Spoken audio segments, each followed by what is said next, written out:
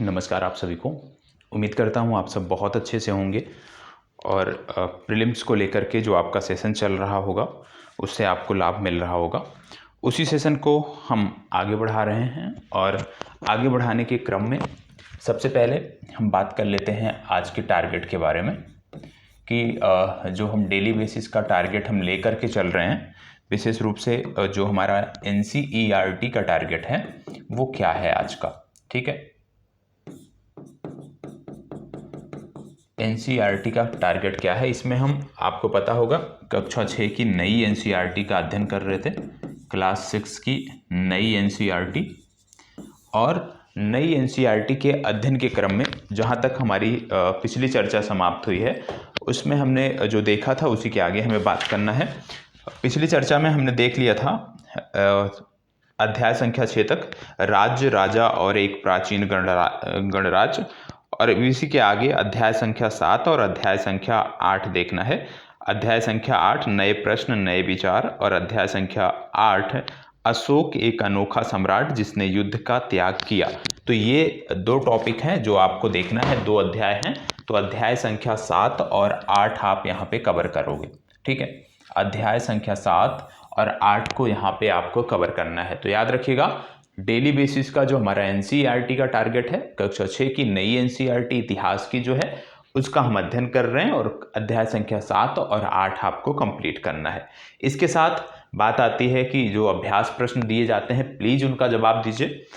और आप में से जो लोग नए देख रहे हैं या जो पुराने भी देख रहे हैं, ठीक है, लेकिन आप रेगुलर नहीं हैं या चीज़ों को नहीं कर रहे हैं, मैं आपको 100% दावे के साथ कहता हूं कि जितना कंटेंट इस सेशन में आपको मिल जाता है, विशेष रूप से करेंट अफेयर्स का जो कंटेंट आपको यहाँ पे उपलब्ध कराया जाता है, इस गुणवत्ता का कंटेंट आपको पूरे YouTube पर निःशुल्क नहीं मिलेगा। बस समस्या क्या है कि आप जिस तरीके से मैं लेकर के चल रहा हूँ उस तरीके को आप समझ पाएँ। यदि उस तरीके को आप समझ पाते हैं तो परीक्षा में बहुत मदद मिलने वाली है, क्योंकि आजकल की जो परीक्षाएं हो रही हैं नए ट्रेंड में आप देख रहे हैं कि जो किताबों के सहारे रहते हैं ना, विशेष रूप से करंट अफेयर्स में जो पुस्तकों के सहारे रहते हैं ना, उनकी चीज़ें बेहतर नहीं हो रही हैं। पुस्तकों से करंट अफेयर्स नहीं देखने को मिल रहा है। इसीलिए आपको यहाँ पे विविध संदर्भों को जोड़कर पढ़ाया जाता है कि आपकी परीक्षा में मैक्सिमम आउटपुट यहाँ से आपको मिल सके। तो चलिए देख लेते हैं आज का पहला टॉपिक। सबसे पहले आज हम बात करने वाले हैं प्रधानमंत्री मत्स्य संपदा योजना की। प्रधानमंत्री मत्स्य संपदा योजना, प्रधानमंत्री मत्स्य संपदा योजना। जब हम प्रधानमंत्री मत्स्य संपदा योजना की बात करने जा रहे हैं, सबसे पहले आपको पता होना चाहिए जब किसी योजना की बात आती है कि भाई इस योजना का उद्देश्य क्या है। इस योजना का उद्देश्य क्या है, तो आपको बता दें कि मछली उत्पादन और उत्पादकता को बढ़ावा देना इस योजना का उद्देश्य है। मछली उत्पादन को बढ़ावा देना और उत्पादकता को बढ़ावा देना इस योजना का उद्देश्य है, याद रखना है। इस क्षेत्र में तकनीकी का प्रयोग करना भी इसी के अंतर्गत आता है।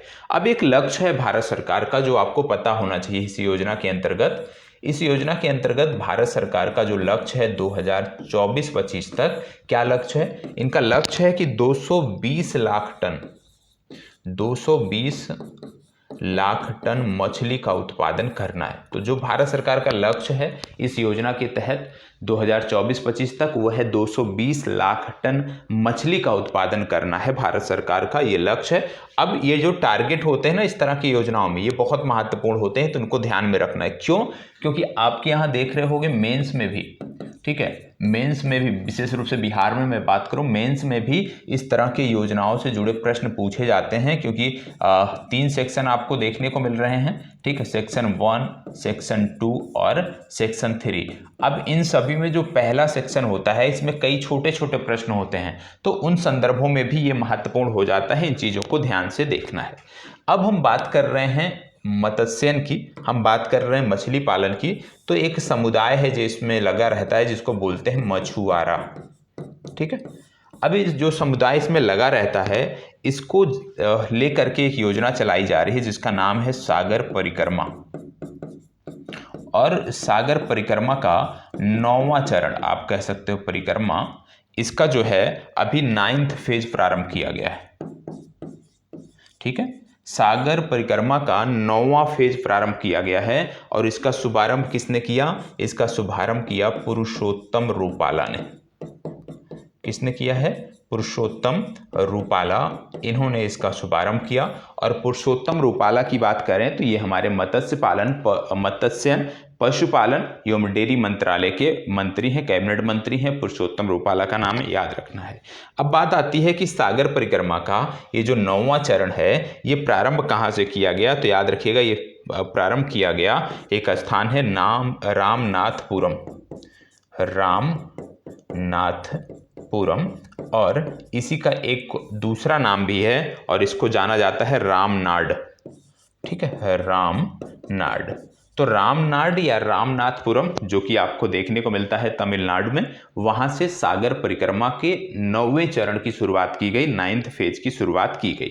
और आपको बता दें कि ये जो 9वां चरण होगा ये विशेष रूप से तमिलनाडु और पांडिचेरी के जो तटीय जिले होंगे उनको ये कवर करेगा, ये आपको पता होना चाहिए। अब ये 9वां चरण है, तो यदि आपसे पूछ लिया जाए पहला चरण कहाँ प्रारंभ किया गया था, पहले चरण की जब बात किया जाए तो याद रखिएगा ये गुजरात में प्रारंभ किया गया था। और गुजरात में कहाँ से प्रारंभ हुआ था? तो याद रखिएगा मांडवी से पोरबंदर तक ये प्रारंभ किया गया था। ठीक है, पहला चरण गुजरात के मांडवी से पोरबंदर तक प्रारंभ किया गया था। इसमें होता क्या है? ठीक है, पहला चरण इसलिए महत्वपूर्ण होता है क्योंकि कई बार क्या होता है कि हमारी परीक्षाओं में विकल्प के तौर पे भी दिए होते हैं, ऑप्शन होते हैं, उसमें कथन होते हैं, तो उन कथनों में कई बार दिया होता है कि इसके पहले चरण की शुरुआत कहाँ से हुई थी। तो ये भी आपको समझ में आए, ये भी आप याद रख पाओ, इसलिए यहाँ पे ये बताना जरूरी हो जाता है। अब बात आती है कि भाई इस मुहिम का या इस योजना का उद्देश्य क्या है? सागर परिक्रमा जो योजना है इसका उद्देश्य क्या है, इस मुहिम का उद्देश्य क्या है? तो याद रखिएगा इसमें जो मछुआरा समुदाय है उसके कुछ अपने अधिकार होते हैं। मछुआरा समुदाय को लेकर के सरकार की बहुत सारी योजनाएं हैं, क्योंकि जागरूकता के अभाव में इन योजनाओं की जानकारी संबंधित समुदाय के पास नहीं पहुंच पाता है। तो जो केंद्र सरकार की योजनाएं हैं, विशेष रूप से मछुआरा समुदाय को लेकर के जो योजनाएं हैं, जो उनके अधिकार हैं, उन सभी के बारे में उनको जागरूक करने के लिए, उन सभी के बारे में उन तक जानकारी पहुंचाने के लिए इस मुहिम की शुरुआत, सागर परिक्रमा नामक जो मुहिम है इसकी शुरुआत की गई थी। अब आपको बता दें इसमें एक चीज़ और, जब हम बात कर रहे हैं मछुआरा समुदाय की, जब हम बात कर रहे हैं मत्स्यन की, एक ऐप है जिसका नाम है नभ मित्र मोबाइल ऐप। और ये जो नभ मित्र मोबाइल ऐप है इसकी मैं बात करूं तो मछुआरों को समुद्र में आपात स्थिति के बारे में, याद रखिएगा इसका उद्देश्य क्या है? मछुआरों को आपात स्थिति की जानकारी समय पर देना। आप जानते हैं कई बार क्या होता है, क्योंकि ये लगभग कई किलोमीटर तक ये समुद्र के अंदर चले जाते हैं मछली पकड़ने के लिए, और मान लीजिए मौसम में कोई बदलाव होता है, समुद्र में कोई हलचल देखने को मिलती है, तो उस आपात स्थिति को इनको पहले से बता दिया जाए, मौसम का पूर्वानुमान करके इनको पहले से बता दिया जाए, जिससे किसी भी प्रकार की समस्या इनको ना हो, जान माल का नुकसान ना हो।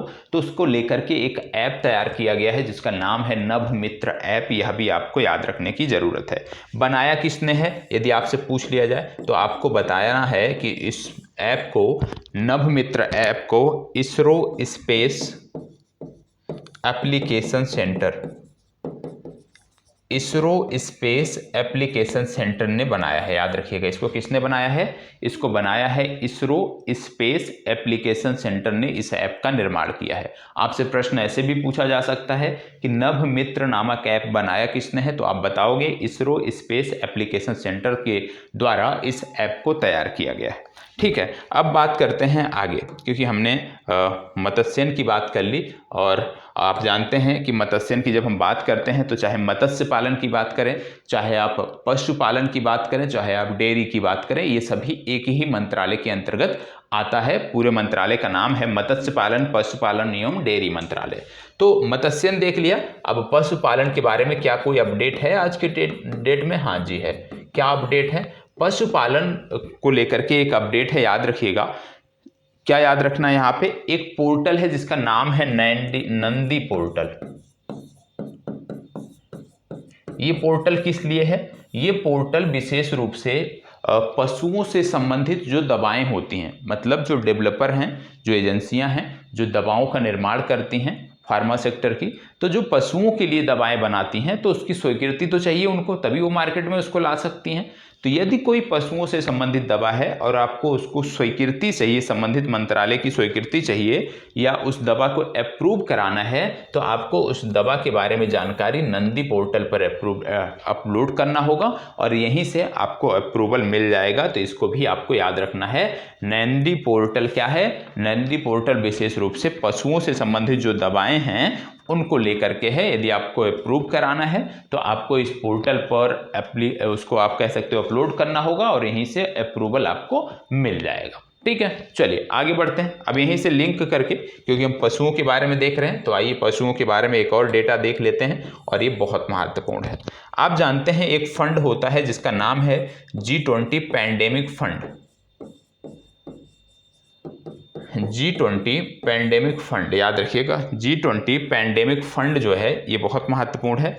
क्यों महत्वपूर्ण है G20 पैंडेमिक फंड? इसलिए महत्वपूर्ण है क्योंकि भारत में पैंडेमिक आने पर जानवरों को लेकर के, मान लीजिए भारत में जानवरों को लेकर, जैसे अभी आप जानते हैं जानवरों को लेकर के कई सारी डिजीजेज चल रही थी, तो जानवरों को लेकर के यदि कोई पैंडेमिक भारत में आता है, जो भारत में पशुधन है उसको लेकर के यदि कोई पैंडेमिक भारत में आता है, तो भारत उसके लिए तैयार रहे। इसलिए G20 पैंडेमिक फंड ने भारत को $25 मिलियन की सहायता दी है। ये आपको पता होना है। $25 मिलियन का फंड G20 पैंडेमिक फंड ने भारत को दिया है। क्यों? कि पशुओं को लेकर के यदि कोई पैंडेमिक आती है तो उसको लेकर के आप तैयार रहें, आप अपनी तैयारी को और बेहतर कर सकें, इसलिए ये फंड दिया गया है। अब हम जानवरों की बात कर रहे हैं, पशुओं की बात कर रहे हैं, तो आइए कुछ चले चलते हैं टेक्नोलॉजी में। तो आपको पता होगा भारत में यदि हम बात करें फर्स्ट क्लोनिंग, आप जान रहे हैं क्लोनिंग आम हो गई है, तो फर्स्ट क्लोनिंग से निर्मित जो गाय है उसका नाम क्या है? फर्स्ट क्लोनिंग से निर्मित जो गाय है उसका नाम क्या है? यदि आपसे पूछ लिया जाए तो याद रखिएगा कि फर्स्ट क्लोनिंग से निर्मित जो गाय है उसका नाम है गंगा। और इस गंगा नामक गाय को यदि हम बात करें, ठीक है, इस गंगा नामक गाय को लेकर के जो रिसर्च हुआ, जो पूरी तैयारी किया, वो किसने किया? वो किया NDRI करनाल। ठीक है, ये आपको याद रखने की जरूरत है। ठीक है, यदि आपसे पूछ लिया जाए प्रथम सेरोगेसी से पैदा गाय कौन सी है? प्रथम सेरोगेसी से पैदा गाय कौन सी है? तो याद रखिएगा प्रथम सेरोगेसी से जो पैदा गाय है उसका नाम है पद्मावती। क्या नाम है? पद्मावती। उसका नाम याद रखिएगा, उसका नाम है पद्मावती। ये आपको याद रखने की जरूरत है। और बनाया किसने है? तो याद रखिएगा श्री वेंकटेश्वर यूनिवर्सिटी, श्री वेंकटेश्वर यूनिवर्सिटी। ठीक है, इतनी जानकारी आपको और होनी चाहिए, तो ये भी याद रख लीजिएगा। प्रथम सेरोगेसी से जो पैदा होने वाली गाय है उसका नाम है पद्मावती और प्रथम क्लोनिंग से निर्मित जो गाय है उसका नाम है गंगा। तो पहले टॉपिक से इतनी सारी जानकारियां लिंक करके हमने देखा। अब आगे बढ़ते हैं और हम बात करते हैं दूसरे टॉपिक की। आज का जो दूसरा टॉपिक है हमारा करंट अफेयर्स का, ये टॉपिक आपका है दिल्ली बड़ोदरा एक्सप्रेस से संबंधित। किससे जुड़ा है? दिल्ली बड़ोदरा एक्सप्रेस। दिल्ली बड़ोदरा एक्सप्रेस से जुड़ा हुआ है। आप जानते हैं दिल्ली बड़ोदरा एक्सप्रेस का अभी हाल ही में प्रधानमंत्री जी ने शुभारंभ किया और ये जो एक्सप्रेस वे था ये 11,895 करोड़ रुपए की लागत से बना है। 11,895 करोड़ रुपए की लागत से बना है और आज की तिथि में दिल्ली से बड़ोदरा आप 10 घंटे में ट्रेवल कर सकते हैं। और आपको बता दें कि दिल्ली बड़ोदरा जो एक्सप्रेस है ये दिल्ली मुंबई एक्सप्रेस वे का ही एक पार्ट है। ठीक है, दिल्ली मुंबई एक्सप्रेस वे जो है उसी का एक भाग है, ये भी आपको याद रखना है।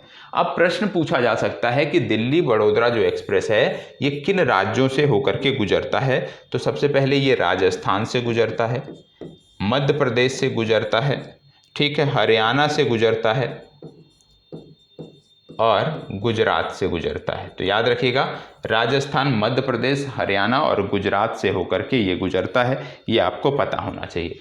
जब वडोदरा की हम बात करते हैं तो आपको पता होगा भारत में एक विश्वविद्यालय बनाया गया था जिसका नाम था गति शक्ति विश्वविद्यालय। गति शक्ति विश्वविद्यालय। और गति शक्ति विश्वविद्यालय की जब हम बात करते हैं तो याद रखिएगा, जब गति शक्ति विश्वविद्यालय की बात होती है इसी को बोला जाता है NRIT।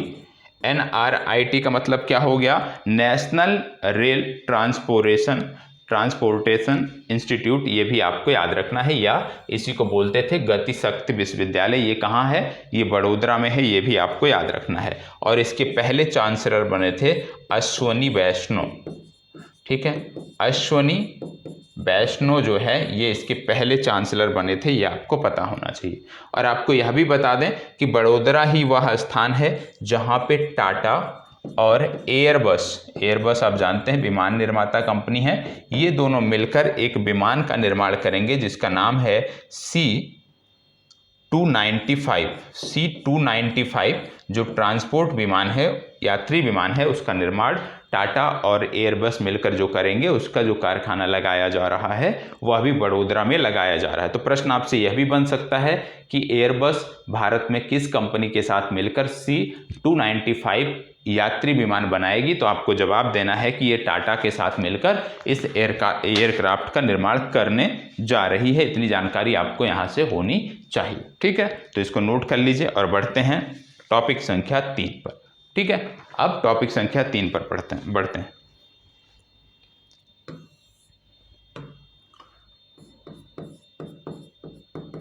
टॉपिक संख्या 3 की जब हम बात करते हैं तो बात आती है वाडा की, ठीक है। वाडा की बात आती है और बता दें इसको क्या बोलते हैं, इसको बोलते हैं world anti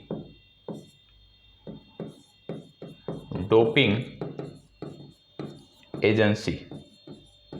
world anti doping agency या विश्व, इसी को हिंदी में क्या बोलते हैं, विश्व डोपिंग रोधी एजेंसी। विश्व डोपिंग रोधी एजेंसी इसी को बोलते हैं। इसका हेडक्वार्टर कहाँ देखने को मिलता है? मॉन्ट्रियल, कनाडा में देखने को मिलता है। ये आपको पता होना चाहिए, इसका हेडक्वार्टर मॉन्ट्रियल कनाडा में देखने को मिलता है। और वाडा के अनुसार सबसे ज़्यादा जो ड्रग्स लिए जाते हैं वो रूस, भारत और इटली में लिए जाते हैं। और ये चर्चा में इसलिए है क्योंकि अभी हाल ही में दिल्ली में एक रेस हुई थी, और दिल्ली में जब वो रेस हुई थी वहाँ पे जब संबंधित एजेंसी पहुँची तो वहाँ पे भाग लेने वाले सभी जो खिलाड़ी थे वो भाग गए थे, सिर्फ एक खिलाड़ी बचा था। क्यों? क्योंकि सभी ने जो है आप कह सकते हो कि इस तरह की दवाओं का प्रयोग किया रहा होगा, और क्योंकि अगर पकड़ में आते, जांच होती तो बैन होते, और इसके लिए उन्होंने रेस छोड़कर भागने का फैसला लिया। उसी के संदर्भ में ये एजेंसी आपको पता होना चाहिए। अब यहाँ पे हमने बात किया वाडा की, तो उसी को जोड़कर एक और एजेंसी, एक संस्था देख लेते हैं जिसका नाम है यूनाइटेड नेशन जनरल असेंबली या UNGA, या इसी को बोलते हैं संयुक्त राष्ट्र महासभा। क्या बोलते हैं? संयुक्त राष्ट्र महासभा,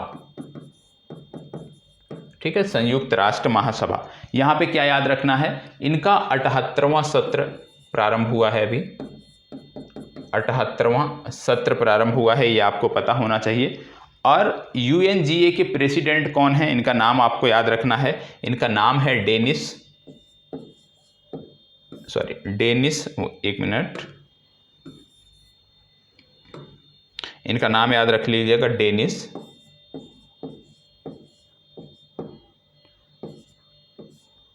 फ्रांसिस। डेनिस फ्रांसिस ये इसके प्रमुख हैं। और डेनिस फ्रांसिस हैं किस देश के? त्रिनिदाद और टोबैको एक देश पड़ता है, उस देश के ये हैं, ये आपको पता होना चाहिए। और ये सत्र महत्वपूर्ण क्यों हो जाता है? ये सत्र इसलिए महत्वपूर्ण हो जाता है, इसकी बात हम यहाँ पे इसलिए कर रहे हैं क्योंकि इस सत्र के दौरान ही जो I2U2 समूह है, ये जो I2U2 समूह है, इसने निजी उद्यम साझेदारी प्रारंभ की है। अब I2U2 समूह में यदि हम बात करें कौन कौन से देश हैं, तो आपको पता होगा इंडिया, इस्राइल, UAE और USA। ये जो देश हैं I2U2 के जो देश हैं, इन्होंने निजी उद्यम साझेदारी प्रारंभ की है, 7 सेक्टरों में प्रारंभ की है। और ये 7 सेक्टर कौन कौन से हैं? जैसे water management, energy, transportation, space, health और अन्य टेक्नोलॉजी, ये सेक्टर हैं, ये आपको पता होना चाहिए। और आपको बता दें I2U2 को बोला जाता है, I2U2 को बोला जाता है, नोट कर लीजिएगा जिसको नोट करना है, कि इसको बेस्ट एशियन क्वाड भी बोला जाता है। ठीक है, बेस्ट एशियन क्वाड भी इसको बोला जाता है। तो ये भी पता होना चाहिए कि I2U2 में कौन कौन से देश हैं और यूनाइटेड नेशन जनरल असेंबली के 78वें सत्र के दौरान इन्होंने क्या समझौता किया है। और यहीं पर एक चीज़ और बता दें, शायद ही आपको जानकारी हो और बहुत कम लोग बताएंगे आपको, कि जब भी यूनाइटेड नेशन जनरल असेंबली का सत्र प्रारंभ होता है, जब भी, तो सबसे पहले बोलने के लिए कौन खड़ा होता है? सबसे पहले बोलने के लिए ब्राज़ील खड़ा होता है, दूसरे नंबर पर बोलने के लिए USA खड़ा होता है। ठीक है, ये यहाँ पे एक पैटर्न बन गया है, इसको लेकर के ऐसा कुछ नहीं है कि ब्राज़ील का यहाँ पे ज़्यादा प्रभुत्व है, ऐसा कुछ भी नहीं है, लेकिन पहले से ही होता आ रहा है और ये 1955 से होता आ रहा है। सबसे पहले जब भी सत्र प्रारंभ होगा कभी भी, तो सबसे पहले ब्राज़ील बोलेगा, ब्राज़ील के बाद फिर USA बोलता है, ये आपको पता होना चाहिए। ठीक है, ये भी याद रखिएगा, किसी से पूछ लेंगे तो बता नहीं पाएंगे क्योंकि इसकी जानकारी पुस्तकों में भी नहीं होती। और जो सामान्य पुस्तकें आप करंट अफेयर्स की पढ़ते हैं, उसमें कितनी जानकारी होती है ये आपसे अच्छा कोई नहीं जानता। ठीक है, अब बात हो रही है एशियाई खेल 2023 की। एशियाई खेल, हालांकि इसमें मैं आपको अलग से डिटेल्ड वीडियो दूंगा, लेकिन अभी थोड़ा सा देख लेते हैं। एशियाई खेल में जो मेडल दिया जा रहा है, हम किस संदर्भ में बात कर रहे हैं? जो मेडल दिया जा रहा है, यदि आपसे पूछ ले कोई कि एशियाई खेलों में जो मेडल दिया जा रहा है उसका नाम क्या है, तो याद रखिएगा सान सुई। सान सुई, सान सुई वो मेडल है जो एशियाई खेलों में प्रदान किया जा रहा है, ये आपको पता होना चाहिए। मसाल की यदि हम बात करें, मसाल की बात करें, मसाल क्या है, तो याद रखिएगा एथेर्नल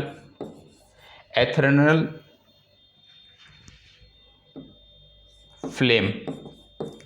पूछा जा सकता है कि एशियाई खेलों में जो मसाल थी उसका नाम क्या है, तो याद रखिएगा एथेर्नल फ्लेम। और मेडल जो दिया जाएगा उसका नाम क्या है? सान सुई नामक मेडल होगा। और यदि मैस्कॉट पूछ लिया जाए आपसे, ठीक है, शुभंकर पूछ लिया जाए, तो याद रखिएगा मेमोरीज ऑफ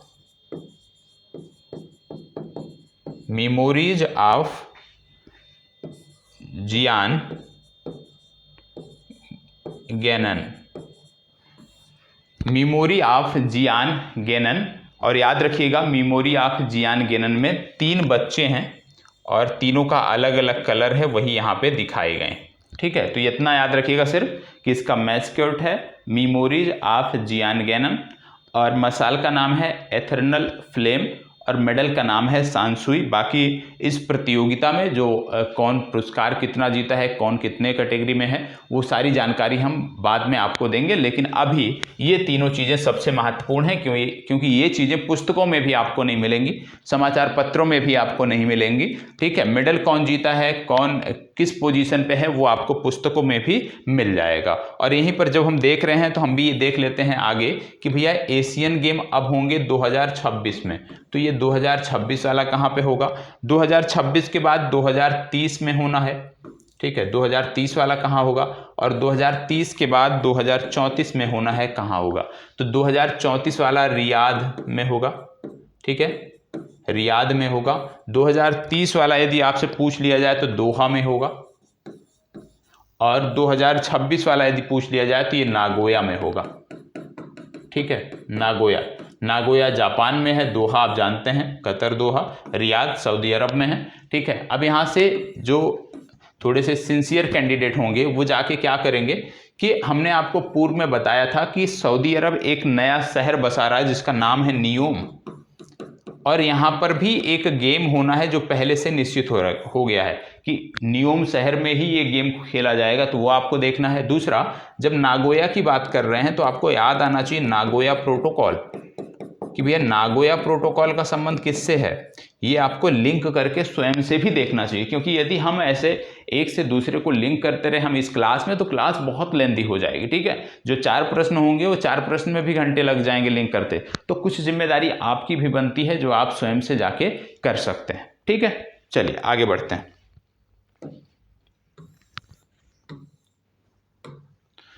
अब बात आती है ईस्ट टाई समिट की। ईस्ट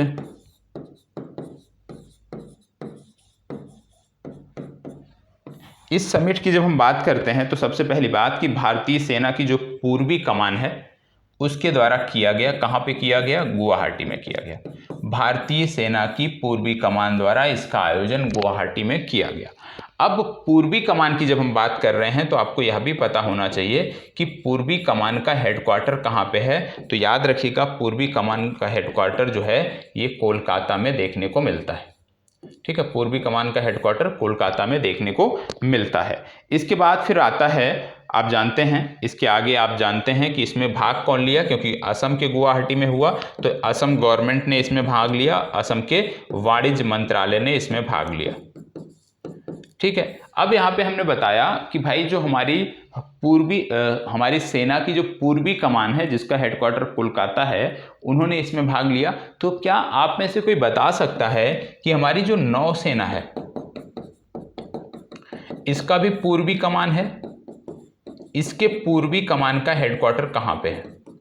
इसके पूर्वी कमान का हेडक्वार्टर कहाँ पे है ये आपको बताना है, ये आपका होमवर्क है। अब असम की बात हो रही है तो असम से संबंधित कुछ जानकारी और दे देते हैं। असम ने एक योजना शुरू की है जिसका नाम है सीएम लोक सेवक आरोग्य योजना।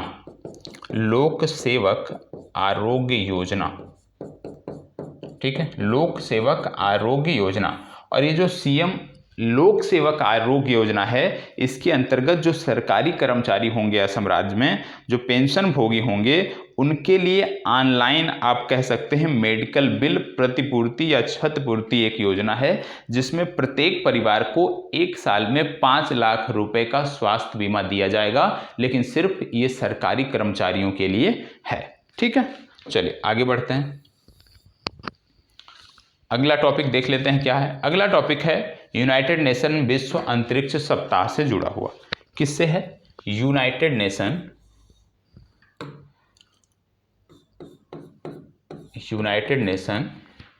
विश्व अंतरिक्ष सप्ताह।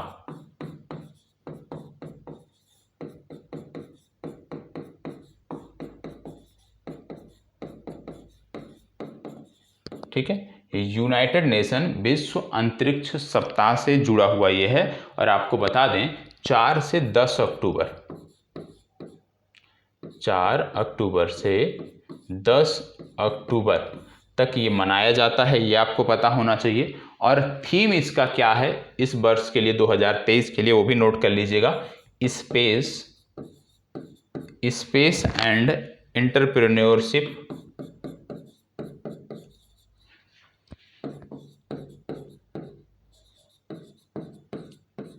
ठीक है, स्पेस एंड एंटरप्रेन्योरशिप ये 2023 के लिए थीम है। पहली बार कब मनाया गया? पहली बार ये दिवस वर्ष 2000 में मनाया गया था। वर्ष 2000 में ये पहली बार मनाया गया था, अक्टूबर 2000 में। और आपको बता दें, आप जानते होंगे कि 4 अक्टूबर से ही ये क्यों मनाया जाता है, क्योंकि 4 अक्टूबर वर्ष 1957 को पहली सैटेलाइट छोड़ी गई थी जिसका नाम था स्पुतनिक 1। क्या नाम था? स्पुतनिक 1 नामक पहली सैटेलाइट छोड़ी गई थी 4 अक्टूबर को, इसीलिए इसको हम 4 अक्टूबर से मनाते हैं। ठीक है, इसके बाद आपको पता होगा कि 10 अक्टूबर 1967 को एक ट्रीटी साइन हुई जिसको बोलते हैं मैग्ना कार्टा ऑफ स्पेस। क्या बोलते हैं? मैग्ना कार्टा ऑफ स्पेस, या इसी को बोलते हैं स्पेस ट्रीटी। ये क्यों थी कि भाई अब क्योंकि हम अंतरिक्ष में लगातार प्रयास कर रहे हैं पहुंचने का, तो अंतरिक्ष का दोहन कैसे हम करेंगे, कैसा उसको उपयोग करना है, उसके लिए जो नियम कानून था उसको लेकर के एक ट्रीटी साइन की गई जिसका नाम था मैग्ना कार्टा ऑफ स्पेस या स्पेस ट्रीटी। और स्पेस ट्रीटी 10 अक्टूबर 1967 को साइन की गई थी। तो ये तिथि भी कम से कम पता होना चाहिए, तिथि ना पता हो तो वर्ष आपको अवश्य अनिवार्य रूप से पता होना चाहिए। एक संस्था है, ये भी याद रखिएगा इसी संदर्भ में, जिसका नाम है UNOOSA। UNOOSA ये संस्था क्या है, इसको बोलते हैं UN office of outer space affairs. Note कर लीजिएगा, UN United nation office of outer space affairs, United nation office of outer space affairs, इसको भी नोट कर लीजिएगा। और इसका हेडक्वार्टर वियना ऑस्ट्रेलिया में है। कहाँ पे है? वियना ऑस्ट्रिया,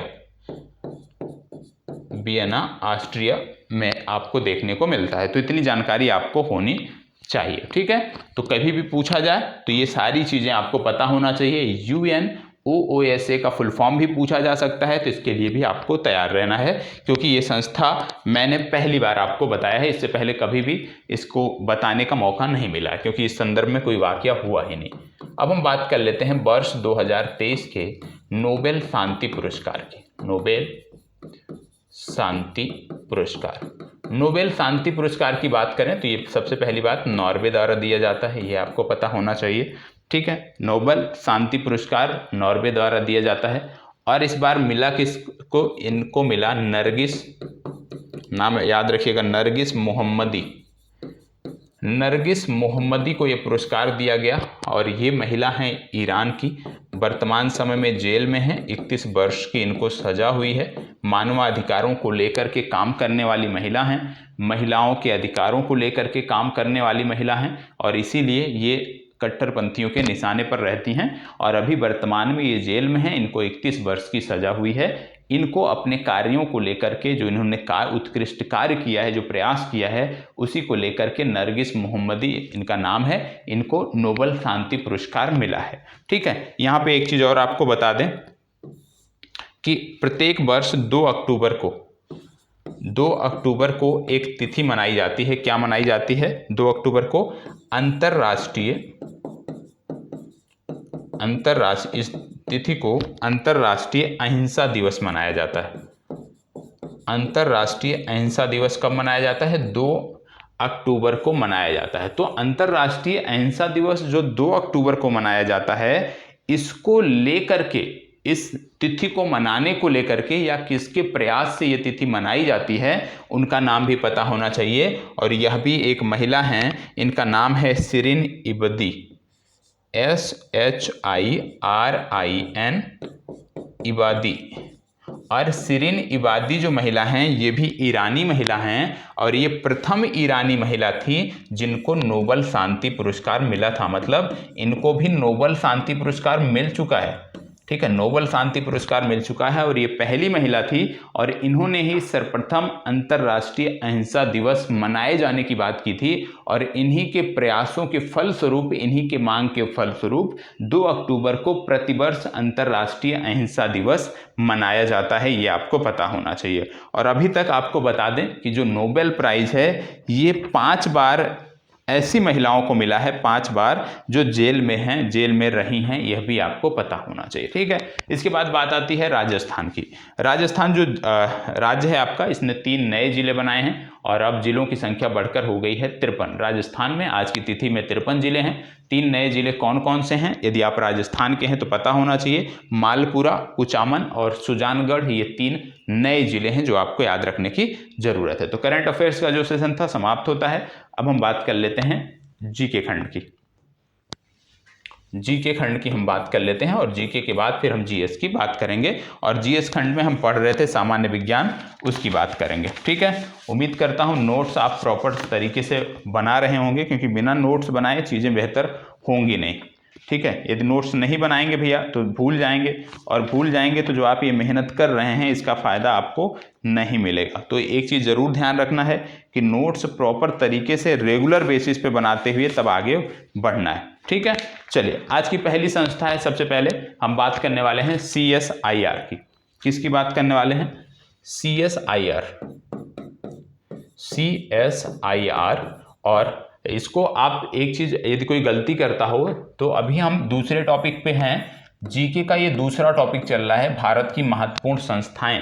तो उसमें क्या करना है कि डेली बेसिस पे 2-3 संस्था हम आपको बता रहे हैं, उसी क्रम में उसी पेज पे, जैसे कल जहां पे छोड़ा था उसी के आगे जाके इसको नोट करना है, जिससे जीके का एक प्रॉपर आपका अलग से नोट्स तैयार होता रहे, बाकी जीएस खंड का इसी तरह से अलग से तैयार होता रहे, और करंट अफेयर्स तो आप कर ही रहे हैं, ठीक है। चलो, अब इसको क्या बोलते हैं? CSIR को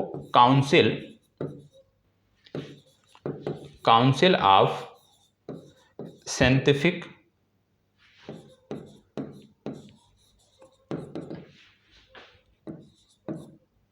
एंड इंडस्ट्रियल रिसर्च, ठीक है। तो इसको नोट कर लीजिएगा, council of scientific and industrial research, या वैज्ञानिक और औद्योगिक अनुसंधान परिषद। इसी को हिंदी में क्या बोलते हैं? वैज्ञानिक और औद्योगिक अनुसंधान परिषद,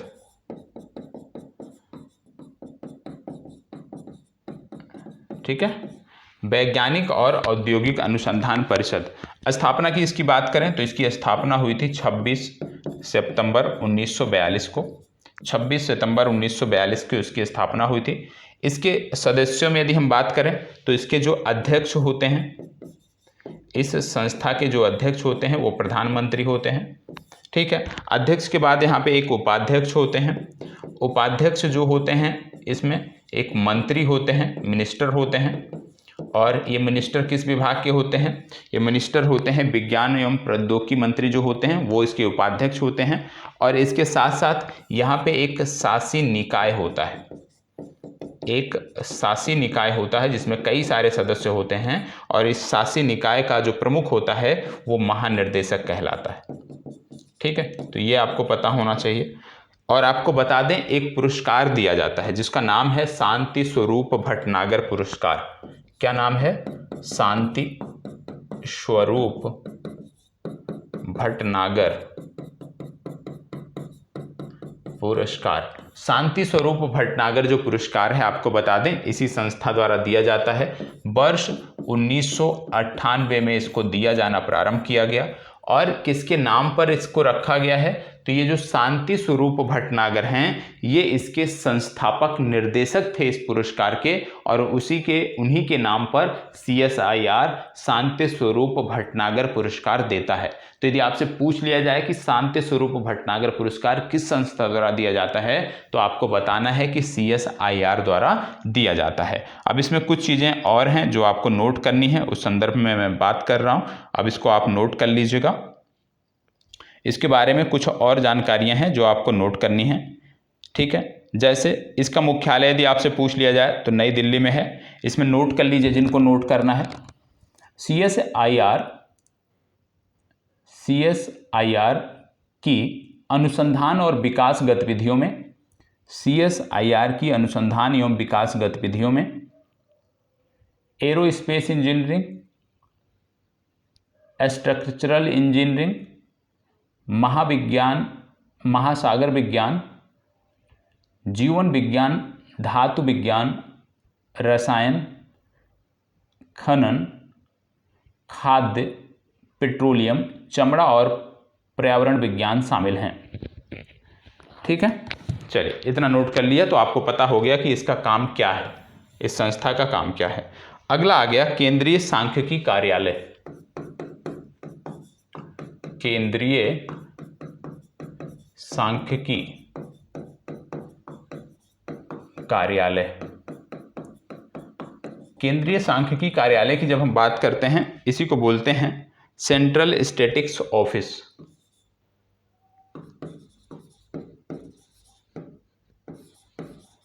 सेंट्रल स्टैटिस्टिक्स ऑफिस। इसमें याद रखना है कि इसकी स्थापना 2 मई 1951 को हुई थी। इस संगठन की स्थापना 2 मई 1951 को हुई थी और जब 2 मई 1951 को इसकी स्थापना हुई तो इसका नाम था CSI। क्या नाम इसका हुआ करता था? CSI, सेंट्रल स्टैटिस्टिकल इंस्टीट्यूट इसका नाम हुआ करता था। वर्ष 1954 में इसका आप कह सकते हो कि CSO में विलय हुआ और इसका नाम रख दिया गया। ठीक है, इसका CSO में विलय हो गया और इसका नाम हो गया केंद्रीय सांख्यिकी संगठन। पुनः इसका नाम बदला गया और फिर इसका नाम रखा गया केंद्रीय सांख्यिकी कार्यालय। ठीक है, तो इतने में नहीं जाना है, सिर्फ इतना याद रखना है कि 2 मई 1951 को इसकी स्थापना हुई थी और जब इसकी स्थापना हुई थी तो स्थापना के समय इसका नाम था सेंट्रल स्टैटिस्टिकल इंस्टीट्यूट इसका नाम हुआ करता था। ये आपको पता होना चाहिए। इसके बारे में भी 2 पंक्तियां नोट कर सकते हैं कि ये क्या करती क्या है, ये संगठन करता क्या है, इसके बारे में तो नोट कर लीजिएगा। यह भारत में सांख्यिकीय गतिविधियों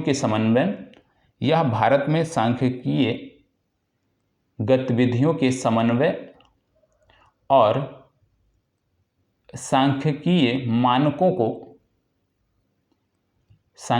मानकों को विकसित करने और बनाए रखने के लिए जिम्मेदार है। इसकी गतिविधियों में राष्ट्रीय आय लेखांकन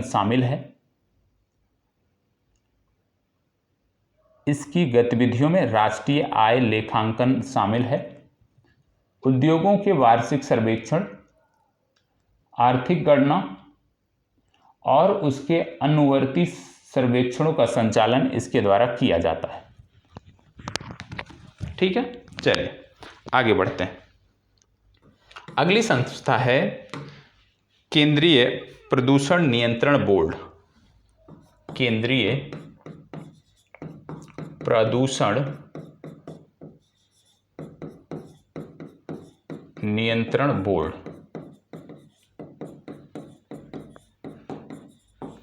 केंद्रीय प्रदूषण नियंत्रण बोर्ड और इसी को बोलते हैं central pollution control board. Central pollution control board. Central pollution control board इसी को बोलते हैं। इसकी स्थापना 22 सितंबर 1974 को हुई थी। 22 सितंबर 1974 को इस संस्था की स्थापना हुई। किस एक्ट की मदद से हुई? तो 22 सितंबर 1974 को जल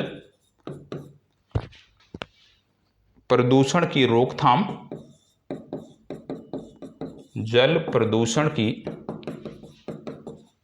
रोकथाम एवं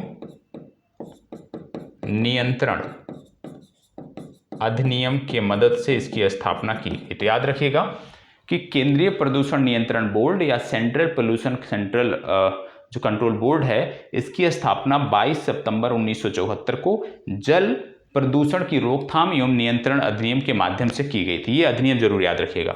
ठीक है, इसमें सबसे पहले क्या जुड़ा है? जल जुड़ा है, तो जल प्रदूषण की रोकथाम एवं नियंत्रण अधिनियम के माध्यम से की गई थी। 7 इसके क्षेत्रीय कार्यालय हैं, ये आपको पता होना चाहिए। हेडक्वार्टर इसका नई दिल्ली में देखने को मिलता है। इसके बारे में भी कुछ पंक्तियां नोट कर लीजिए। नाम से ही स्पष्ट है, प्रदूषण को लेकर काम करने वाली संस्था है, तो थोड़ा सा नोट कर लीजिए। जिनको नोट करना है, जिनको लगता है गैर जरूरी है, आप रहने दीजिए। इसमें नोट कर लीजिएगा, यह पर्यावरण, वन और जलवायु परिवर्तन मंत्रालय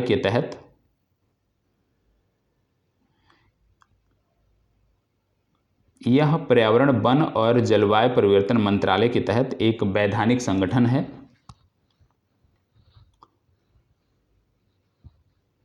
इसको या इस संस्था को वायु ब्रैकेट में प्रदूषण की रोकथाम और नियंत्रण अधिनियम, वायु प्रदूषण की रोकथाम और नियंत्रण अधिनियम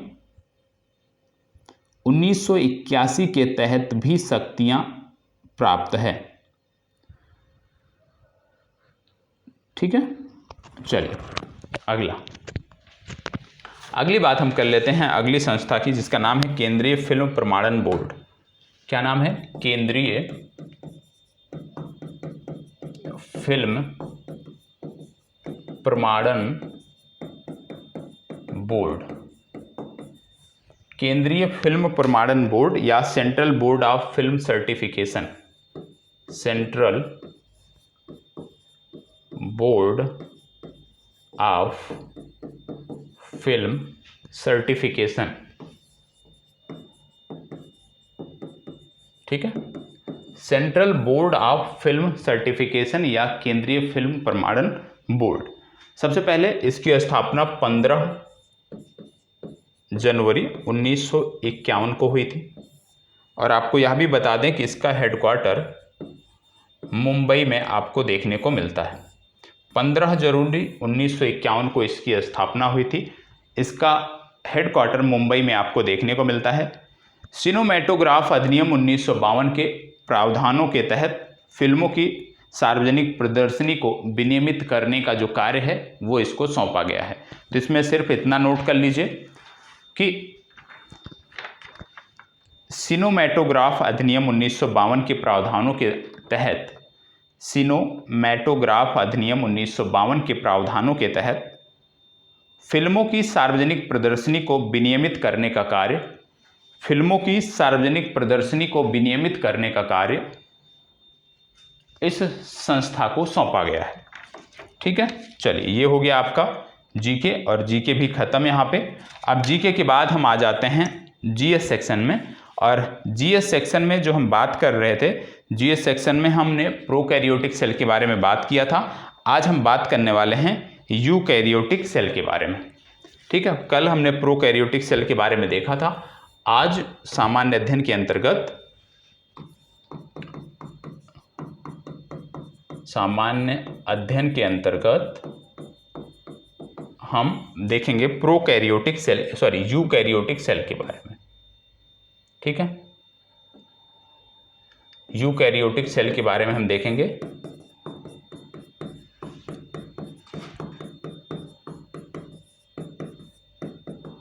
ठीक है, यूकैरियोटिक सेल के बारे में। यूकैरियोटिक सेल का मतलब होता है पूर्ण विकसित कोशिका। और प्लीज जो भी पुस्तक आपके पास सामान्य विज्ञान की होगी, यहाँ पे पढ़ने के बाद उस टॉपिक को एक बार पुस्तक से पढ़ लिया करिए। पूर्ण विकसित कोशिका।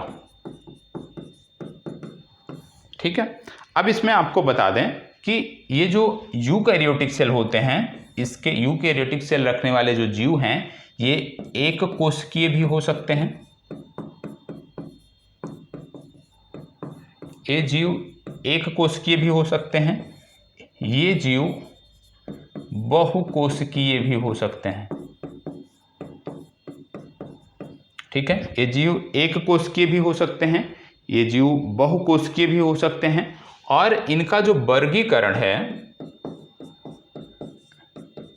इनका जो वर्गीकरण आपको देखने को मिलता है वो पादप कोशिका और जंतु कोशिका में देखने को मिलता है।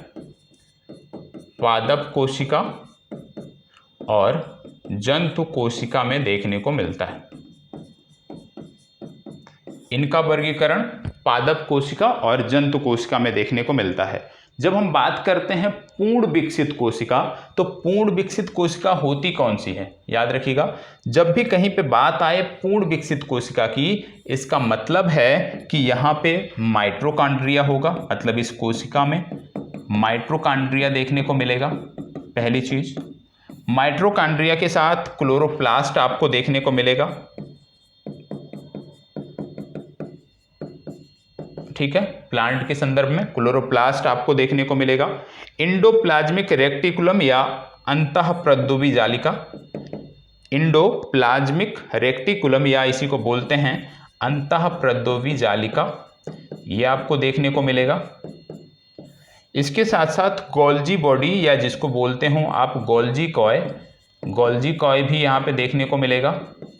गोल्जी बॉडीज या गोल्जी कॉय, गोल्जी कॉय के साथ साथ यहाँ पे आपको देखने को मिलेगा लाइसोसोम, लाइसोसोम भी आपको देखने को मिलेगा। लाइसोसोम के साथ साथ यहाँ पे राइबोसोम्स भी देखने को मिलेगा। ठीक है। राइबोसोम्स के साथ साथ सेंट्रोसोम भी देखने को मिलेगा। सेंट्रोसोम के साथ साथ यहाँ पे क्योंकि न्यूक्लियस भी देखने को मिलेगा, याद रखिएगा, न्यूक्लियस भी देखने को मिलेगा और न्यूक्लियस मेम्ब्रेन्स भी देखने को मिलेगा। मतलब केंद्रक और केंद्रक आवरण दोनों देखने को मिलेगा। ठीक है। इसके साथ साथ आपको यहाँ पे कोशिकांग देखने को मिलेगा और कोशिकांग को आप बोलते हो सेल ऑर्गन्स, सेल ऑर्गेनेल्स। ठीक है। और आपको रिक्तिका देखने को मिलेगी, या ठीक है। तो कहने का मतलब है जब भी शब्द प्रयोग किया जाए पूर्ण विकसित कोशिका, पूर्ण विकसित कोशिका का मतलब हो गया कि उस कोशिका में माइटोकॉन्ड्रिया भी होगा, क्लोरोप्लास्ट भी होगा, अंतःप्रद्रवी जालिका, गोल्जी काय, लाइसोसोम्स, राइबोसोम्स, सेंट्रोसोम्स, न्यूक्लियस और न्यूक्लियस मेम्ब्रेन्स, कोशिकांग, रिक्तिका, सेल ऑर्गेनेल, ये सब देखने को मिलेंगे यदि वो पूर्ण विकसित कोशिका होगा। पूर्ण विकसित कोशिका का मतलब यही होता है। ठीक है। और आपको बता दें कि जब हम बात कर रहे हैं यूकैरियोटिक सेल की, तो यूकैरियोटिक सेल की जब बात करते हैं तो ये लिपिड और प्रोटीन का बना होता है। यूकैरियोटिक सेल लिपिड और प्रोटीन का बना होता है। दोनों तरफ प्रोटीन और बीच में इसमें आपको लिपिड देखने को मिलते हैं। दोनों तरफ प्रोटीन और बीच में आपको लिपिड देखने को मिलते हैं। कल मैं आपको एक इसकी आप कह सकते हो एक स्ट्रक्चर के माध्यम से कि पूर्ण विकसित कोशिका का एक स्ट्रक्चर दिखाऊंगा और पूर्ण विकसित कोशिका के उस स्ट्रक्चर के साथ फिर हम समझने का प्रयास करेंगे आगे कि कौन कौन से उसमें अंग हैं। जैसे फिर वहाँ पे सेल वॉल कौन सा है, रिक्तिका कौन सा है, माइटोकॉन्ड्रिया कहाँ पे है, उन सब को मैं क्रम से बताऊंगा। लेकिन आज की तिथि में ये जाके जरूर इतना जितना मैंने आज बोला है, हाँ थोड़ी सी जानकारी है, लेकिन इसको जाके आज जरूर नोट कर लीजिएगा कि जब हम बात कर रहे हैं यूकैरियोटिक सेल, तो यूकैरियोटिक सेल का मतलब पूर्ण विकसित कोशिका, और जब हम पूर्ण विकसित कोशिका की बात कर रहे हैं तो क्या क्या चीजें उसमें होनी चाहिए। और पूर्ण विकसित कोशिका साथ साथ यूकैरियोटिक सेल की जब बात करते हैं, मतलब ये एक कोशिकीय जीव भी हो सकते हैं, बहुकोशिकीय भी जीव हो सकते हैं, और इनका वर्गीकरण पादप कोशिका और जंतु कोशिका दोनों में हो सकता है। मतलब यूकैरियोटिक जो सेल होता है ये पादप कोशिका में भी होता है और जंतु कोशिका में भी होता है, ये आपको पता होना चाहिए। तो आज के लिए इतनी ही जानकारी। कल से हम इसको आगे कंटिन्यू करेंगे, क्योंकि जो इसका समय है क्लास का लगभग 1 घंटे, तो वो समय होने वाला है, क्योंकि आज ज़्यादा समय करंट अफेयर्स में लग गया, तो इसलिए चीज़ों को यहीं पे समाप्त करते हैं। बाकी इसी प्रकार से बने रहें, निश्चित तौर पे आपको बेहतर जानकारी यहाँ पे मिलेगी। और यदि अच्छा लगता है तो लाइक शेयर और कमेंट अवश्य कर दीजिएगा। धन्यवाद।